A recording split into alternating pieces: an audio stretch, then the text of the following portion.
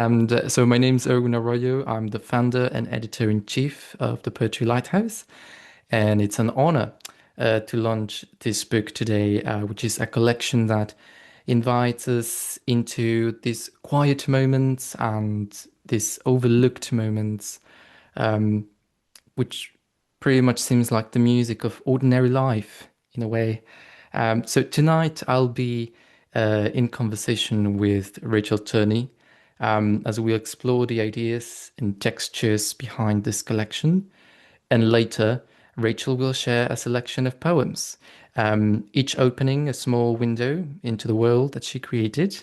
And well, just a few words about the author. So, Rachel Turney is originally from the Midwest and currently lives in Colorado. She works in education and refugee assistance, and her poems move across cities, countries, relationships, memories, illness, love, and the strange and beautiful details of everyday life. So, Rachel, welcome and thank you for being here. It's a great pleasure to have you. So, just to begin with, I would like to ask you, as the first question, if you could give us a little bit of your background and how poetry um, found its way into your life, or rather, how your life found its way into poetry. Yeah, thank you, Erwin, and thank you to everybody at the Poetry Lighthouse. This has been an amazing journey. We've been working on this book since the summer, and so much has changed since then in my writing journey. When I submitted this book, it was originally called In Complete Disarray, which is sort of the state that it was in. I'm sure Erwin would agree. Oh, good times.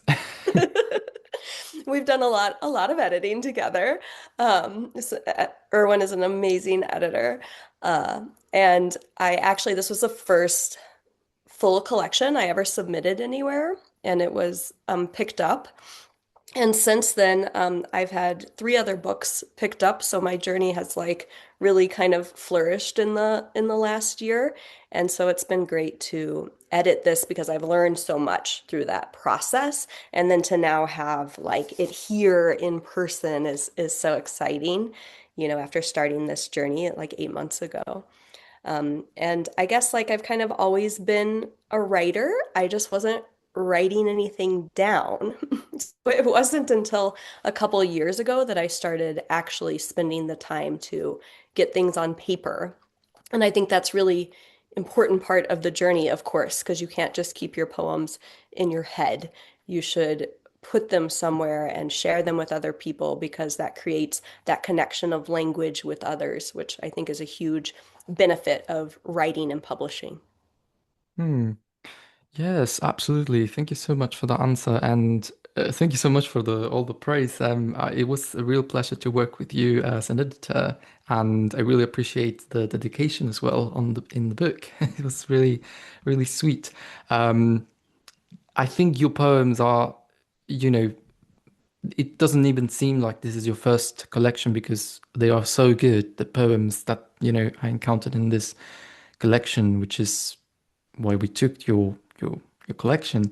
And well, congratulations as well on your other works that you've been published. I mean, you're really kicking off. You're really going big, which is great. I mean, congratulations. It's amazing. And turning now a little bit more towards the collection, Record Player Live, the B-side. So it feels very layered and in a way, it's very reflective. It has these quiet moments that resonate with each individual. And I was wondering if you could tell us a little bit about the themes in this collection for someone who hasn't read this your poetry yet. What is this? What would you say would Record Play Alive is about, and which themes? Yeah, as I was putting this together, I was kind of pulling pieces that I thought maybe didn't have a cohesion. And I was like, okay, well, that's why it was originally called In Complete Disarray, because I was like, these are just all over the place. But as I started to edit and put things in order, I was like, really, this is all about time. and how we spend time and how precious time is, which I think can change in an instant, depending on what's going on in your life, you realize, oh, time's very short and, life's very short. And so I think that's what sort of became the theme of this: time, connection, travel, death. And then I have some romantic poems as well towards the end, and just talking about how we spend our time and the values we place in life. And so some of them are kind of metaphorical about time, and then some of them are very literal. So I think overall that would be kind of the senescence of life is the theme of the book. Yeah, that's a very interesting way of describing it. I quite agree with that. It's like also the collectivity of how we interact with people. It really feels like if you're trying to portray something that seems ordinary, but that we can all resonate with some reflections about the way we spend our time and how time elapses. There's some poems that seem to be like a few days early and then a few days later, and it has this progression that I think works really beautifully. Um, Also, very interestingly, I'm quite curious about the title, and as many people might have pointed out, Record Player Live, the B side.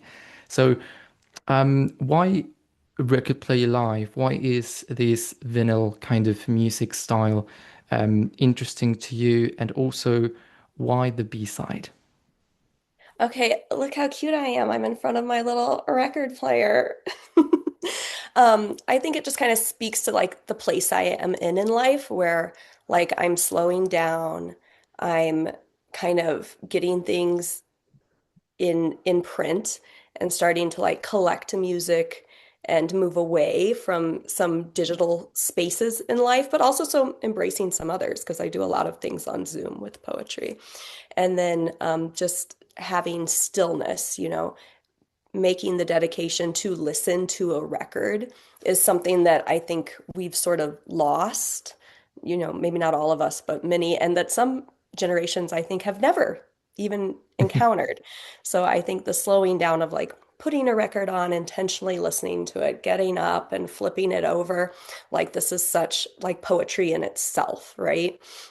And so Yeah. I think that's kind of where the idea came from, because again, about time, having the time to listen to a record and listen to the B side. And then also the B side of a record tends to be like less commercial, and a little weirder. And, these poems are, some of them are really weird.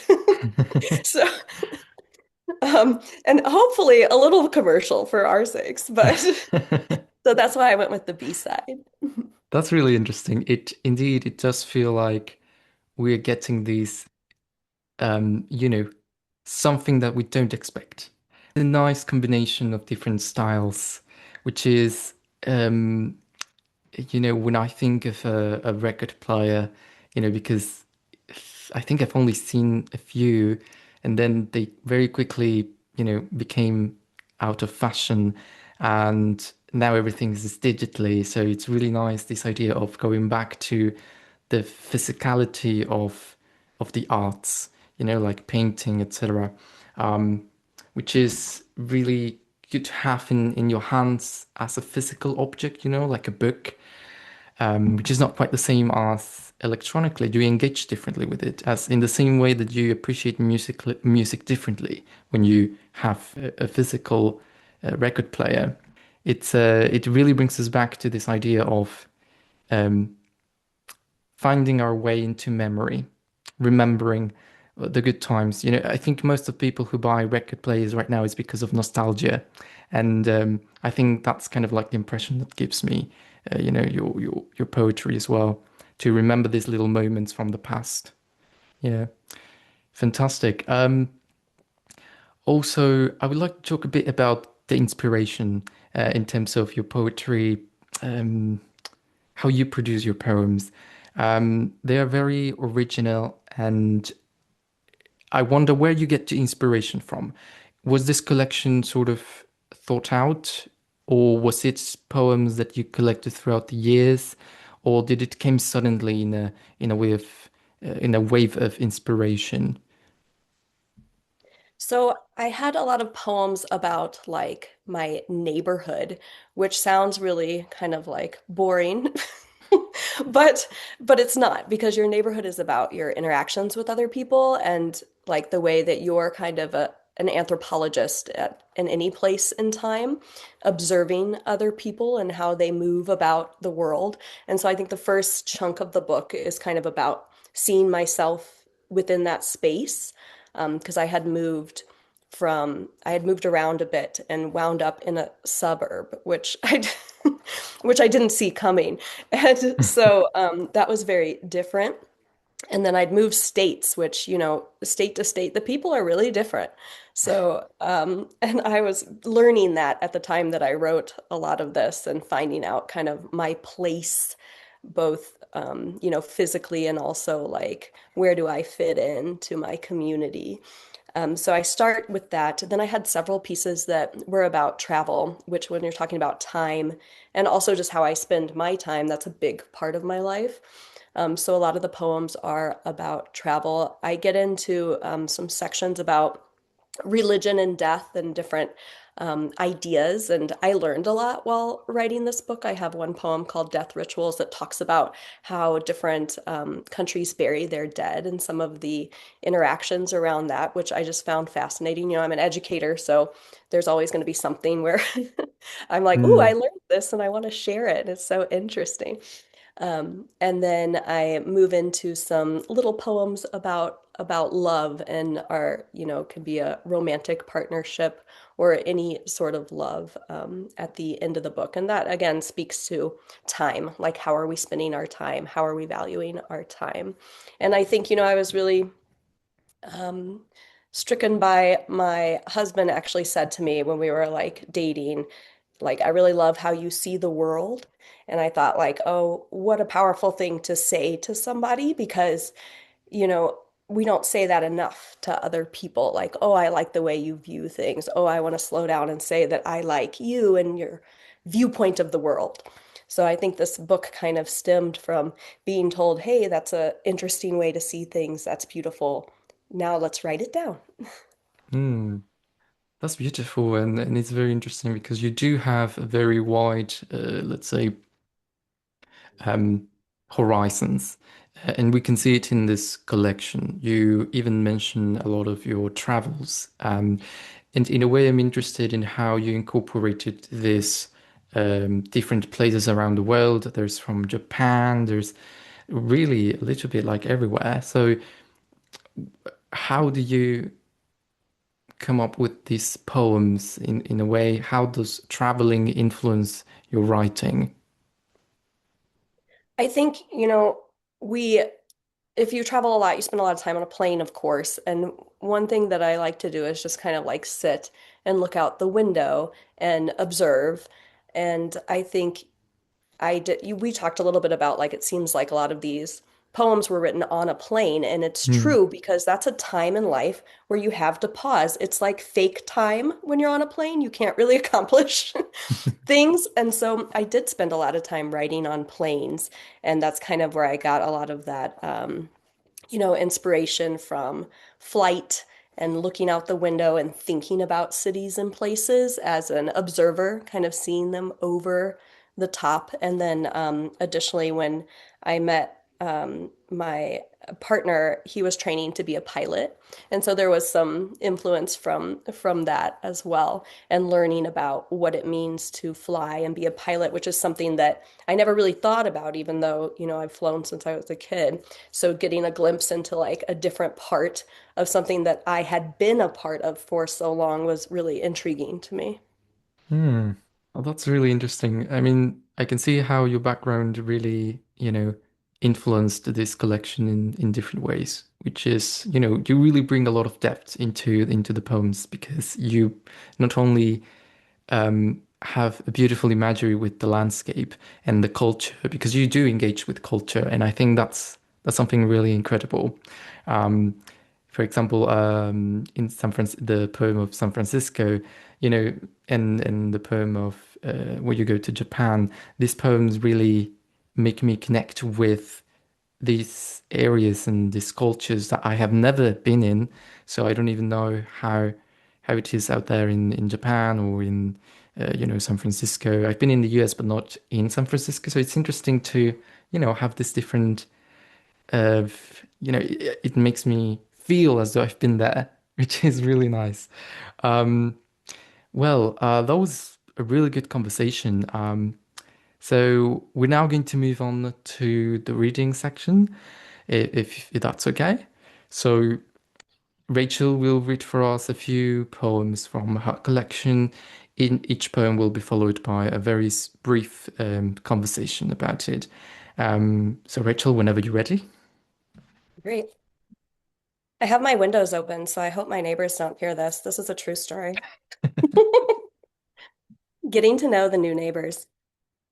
I liked it better when my neighbors were strangers. When I didn't know their names were Michelle and Greg, I had named them Claudia and Edward. That's much more romantic. She was a writer like me, and he was a traveling salesman, giving her time alone in their big corner house to scribble poems and pursue ceramic making. I learned today that she is a dentist and he works in tech. Disappointing. They aren't from Vermont, California, or Toronto, just from Houston. Houston! Sad. Sorry if you're from Houston, anybody listening. They met in college. Boring. Their dog is named Brian. At least that's funny, I guess. Oh, wonderful. I really like the humor that you bring to the poem. Um, it's really interesting how you incorporate your neighbors, from these different places, but in a way that's very personal to you. And I really enjoyed reading it because of the larger thread that of connectivity, of how we live collectively as people. We have to live next to each other, and it is a given that we have to interact. Sometimes, even if we don't want to, or we have different cultures, different personalities, even if the neighbor's noisy, or so we have to learn how to deal with these things. And I think I really like that. So, in terms of this poem, um, could you give us a little bit of background on how you created this poem? How did you came up with the idea of bringing all these neighbors into the poem? Yeah, so there are several pieces about neighbors and like feeling like I don't quite fit in to with my neighborhood, you know. And I think that's probably common for a lot of people. And then these little interactions. And I think the most important thing to think about, maybe to encourage other writers, is to just like slow down and spend time writing about what you observe. Because if you do that, it can turn into a whole book, kind of, and that's kind of what happened for me, just to slow down and capture moments. I also work in photography, and so that's something that, like, just overall in my art, I just encourage people to stop and see what's right in front of us, kind of that, again, that anthropology of a poet, basically, or an artist, like capturing those little moments in time. And that's what I did. I mean, this is exactly what happened when I met my neighbors. So Great. I really love that. Thank you for giving a little bit of the how you created this poem because it does feel like it resonates with people who have just moved in and are experiencing getting to know people or not getting to know their neighbors because that's also a thing, right? That we move in and we never get to know who's living next door. Um, so very interesting. I really like it, especially the humor. We do need humor nowadays in our environment. So I think this collection really makes me have a little bit of a smile at the end of each poem. So thank you for that. Right, so we should go to perhaps the second poem. yeah. So from this like neighborhood idea, I move into some of my travel poetry, which are usually again observations of like what was going on at the time, and then are driven sometimes by questions. I really like to learn new things. So this one was driven by a question: what is the loudest city? in the world because I was in New York and I was thinking, well, it's got to be here, but it's not. And that's what I learned when I was writing this. The loudest city in the world. New York City isn't the loudest city in the world. It's Dhaka in Bangladesh. Reaching over 100 decibels, the city is electric with noise, galamala. New York does make the top 10 list of noisiest cities in the world, though. But there is nowhere as quiet as a bench in Central Park alone in the winter. The snow absorbs every sound. The crunch of boots in wet white, the crow overhead, wings silent. Mm, that's a great reading. I really enjoy the poetic narrative at the end. It's so beautiful just to imagine the snow absorbing the sounds and the crunch of boots in wet white. Yeah, the crow overhead, wings silent. So there's this dichotomy of noise and silence in this poem, which I really enjoy, and kind of debunking this idea that New York, for example, is the loudest city, which is something new for me to. I mean, I guess that, Dhaka was quite noisy, but I did not imagine it noisier than New York. But again, I've never been in Dhaka. I've been in New York, but not in Dhaka. So again, it's very interesting to see your point of view. You who have traveled, you're a globe trotter basically, and it's really interesting to see your insights about it. So, how was your experience when you went to Bangladesh? Well, How was it? I didn't. I just read this on online. So I was in New York Oh, and okay. I was like, "Oh, is New York the loudest?" And then that's where I pull in like I always want to answer a question. If I have a question, I go find the answer. So I was like, Right. "Oh, it's not." But I've never been. I don't like noise, but maybe I'll visit sometime. But I think a lot of people, visit New York and visit Central Park because it's a very like, oh, this is an important seminal moment in your life to go to Right. Central Park, and then the different impressions people get of it. I see a New Yorker on here, Adam Breyer, so I'm sure he has some poems about Central Park as well. I don't think you can visit without, pinning something if you're a poet. I really like it because it really portrays a day in New York. When it's snowy, and in a way we can see all these buildings and we think it must be very noisy with all the traffic and everything, right? But if you're in Central Park, as this poem mentions, it's so quiet. It could be, with the snow and everything, it does seem like you're not in the city. And yeah, that's very special. I really like that about this poem, and the fact that it kind of, really has this dichotomy between um, Asian, the Asian part of the world and America, this completely different continents that are almost at the opposite side of the world, and yet connected by the idea of the soundscape, and how much some people prefer to be in the city, other people prefer to be in the countryside because of that, because of the noise. But it's really interesting. I really love that poem. Thank you for reading that. Right, so shall we go to the third poem? And then I do some kind of introspective poetry where I think about, again, like where do I fit in the landscape? This one's called Who Am I?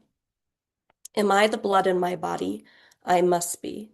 That's all that keeps me alive. It's movement through my heart. Am I the wine in your glass? Will you consume me in one swallow? Am I the scissors that cut your hair, snipping at dead cells? I collect them, saving the strands in an envelope forever. Am I the little lines around your mouth? I know I drew them there, making you laugh for years. Are they now me? Do they match the lines on my body? A terracotta pot with cracks, better than plastic. Aesthetic perhaps, but fragile, leaking onto the floor through a hole in the bottom. Glass on a marver, spinning into shape, plummeting to the ground. Who am I but the sound of hot glass shattering? Bravo, bravo for that reading. This poem is very special. I remember it was one of my favorites the first time I read the collection. Um, it does bring about a lot of questions of identity and questioning what we're doing in this world and who are we, right? Am I the wine in in your glass? Am I the scissors that cut your hair? It's so beautiful how you put yourself inside these objects in a way of as a sort of personification, but in a way it feels to me, I mean, you let me know if this is the case, but it feels to me as well as other people might see you, you know, you also seem to be aware of the portrayal that you have on other people or the way other people project you. So is that part of it? Yeah, for sure. And I have some other pieces in here, like I and me are two different people, for example, that talks about like there are so many yous, right? There's the you everybody thinks you are. There's the you are today. There's the you you're going to be tomorrow.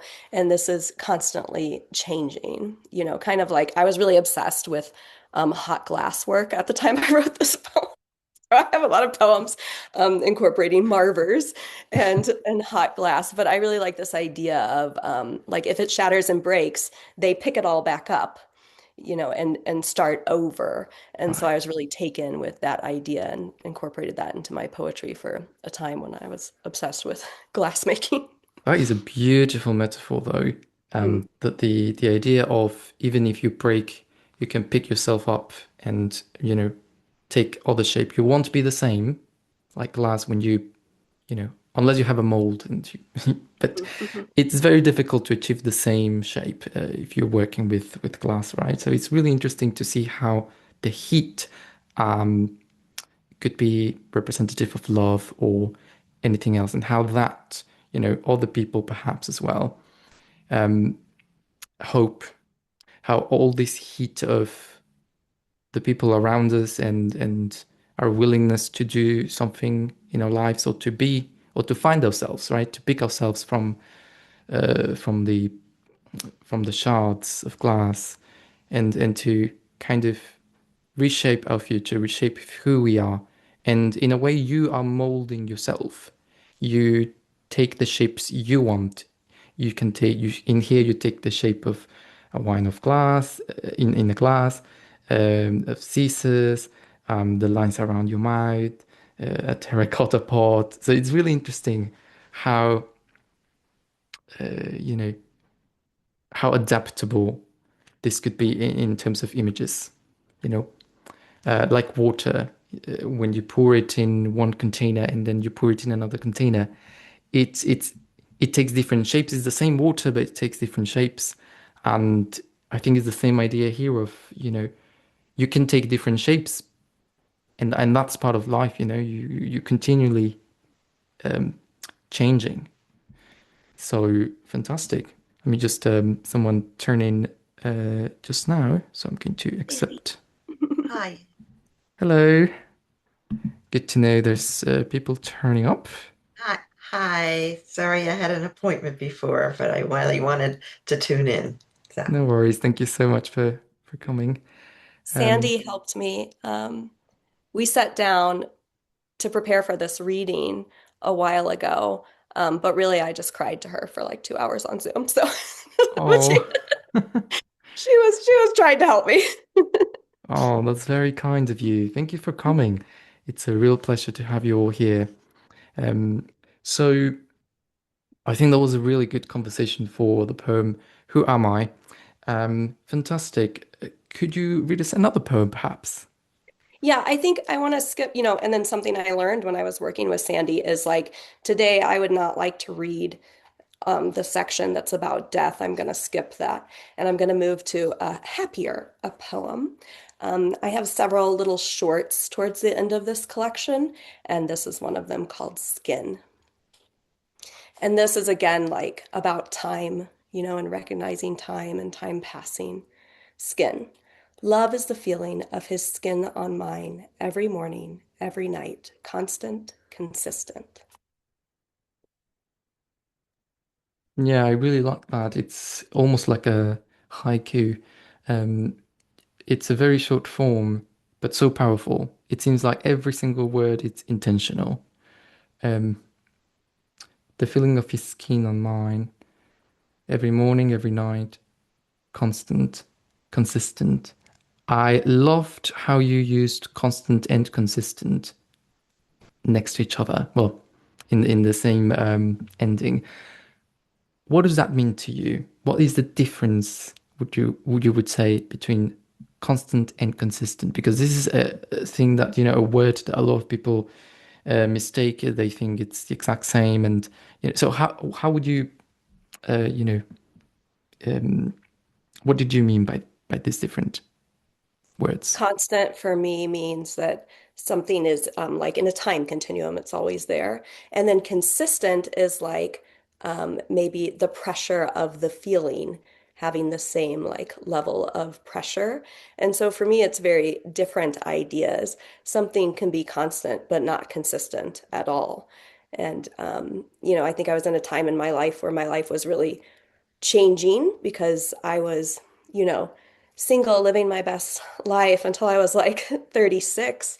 And I stumbled upon the person I ended up marrying. And this really changed like everything I was doing and brought a really dynamic stillness to my existence. And so, some of these poems were really inspired by that new feeling and sensation of life of being still. And that gave me the time and I think mental capacity to write because it's something I hadn't been putting, poems on paper before because I was kind of living in this chaos. And so finding that stillness, in my late 30s, I think made me into a writer. Yeah, that's so interesting, to that you mentioned all that because I did pick some things out of it, like the love part of it, the skin, which is like the connection that you had that made you, feel this both consistent and consistency. And I think we all need this reflections of what makes us grounded, what grounds us. It might be the people around us. It might be some art, some type of art, writing or painting or whatever you enjoy, but you have to find it and you have to carry on with it throughout your life to discover what you really want to do, right? What you're meant to do. And this brings us back to this idea of time. How do we spend our time? Is it up to us? Who decides what to do with our time? I guess part of it, it's, we have all responsibilities and perhaps we have children or we have partners and we have to devote time to them. But as well, what do we do with the free time? Are we scrolling online or are we doing something else? Are we writing poetry? Are we, So it's really interesting. It really brings a lot of questions to my mind. Um, Fantastic. Is that the last poem you'd like to bring, or would you want to bring one more? I mean, there's still some time, so if you're up to reading it, one more. Okay, I'll read one more. This is called Dinner and Dessert. And this is like a food erotica, but PG rated. Cut open burrata atop pasta. Let the stracciatella pour out like cherry juice over a tongue, like blood from a steak, like wine from a grape, like a drop of your sweat slowly falling down your face, your finger tracing my spine. Frothy milk and espresso, chocolate melting, vanilla bean scraped. Open me atop our sheets, sweet flan and caramel. Take a bite. Beautiful. Nice ending. I really like the take a bite in the end. Um, just made me hungry. Really good. I really enjoyed all of these poems. They have, some of them are a bit deeper and some of them are lighter in a way that makes you, just enjoy the words, enjoy the imagery, right? And I think that's what this collection it creates a really good flow because it's not all the time super tense, it has these times of humor and lightness and life is not so serious. Don't take everything so serious. which I really, really enjoy. It's a good combo of that, which is, definitely a good read. You could read it in one go, like you don't have to, because for some anthologies you have this type of poems that are so different that you could read one day one, the next week another one. But this is the type of collection that I devour in one day. So I really enjoy that about this collection. Um, is there anything else you'd like to say to the audience, and any last comments, or maybe advice, or anything you'd like to let us know? Yeah, thanks, Erwin, for hosting this and for all of your editing help. I think this book came a huge a huge way since we first started. The editing's been amazing. I've been telling other people about my editing experience with you. It was so great. I want to thank everybody for coming today and my special poetry friends for being here and supporting me. Thank you so much for that. It means a lot to me because it's about how you spend your time. And that's a really big deal to spend your time here with me today. So thank you so Yeah. much. Thank you so much for your words, and indeed, thank you everyone who came and put a bit of time aside for Rachel and to celebrate her poetry collection. Record Player Live is now available pretty much everywhere in indie bookshops, and you can go on our website, thepoetrylighthouse.com. You can find it there. If you don't, if you can't find it online, it's on our website. Just click the link, and you can, whether it's on Amazon. If you're in the UK, you can also find it at Waterstones, Foyles, Barnes and Noble, pretty much everywhere. So um, definitely spread the word if you can. Recommend it to friends. It's a really good book. I think it could really make everyone's lives um, more reflective and kind of give us a new vision of how we see things. And I think that's very precious. So you can gift it as well to anyone for birthdays or any event. It's always very lovely. And also in your indie bookshops, if you want to support your local bookshop, we also you can also do it through that. You can order it through them. Um, well, fantastic. If tonight moved you, I really recommend you to take a look at other things as well that we do at the Poetry Lighthouse. We have lots of collections. We have this one coming up, which is a bilingual edition in French and English, which will be released next month. Last month uh, we published You and I in a Parsley Conversation bit, which is really fun to read. It has a lot of very linguistic kind of nuances that are the way Emily Galindo uses language is very interesting as well. Also, Only One Earth is an eco poetry collection. If you're into if you're willing to connect with nature and you think, oh, I'd like to do that through poetry, it's a very beautiful collection as well that makes you reflect about our place in nature and our role, and the ways we have not acted in a good way and how can we fix that. So it's a really interesting read as well. And yeah, our anthologies as well are available if there. We have three so far, and we're going to publish another one this summer. So yeah, definitely take a look.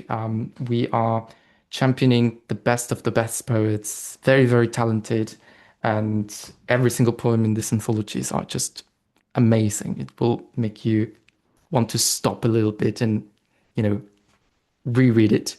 Well, anyways, thank you very much, everyone, for being here today, for supporting not just Rachel, but also the Poetry Lighthouse. This project is incredibly, incredibly important for me because it's so beautiful, the community that we've created. So thank you everyone from the bottom of my heart. And I really hope you have all a very wonderful evening, or morning, day, afternoon, wherever you are.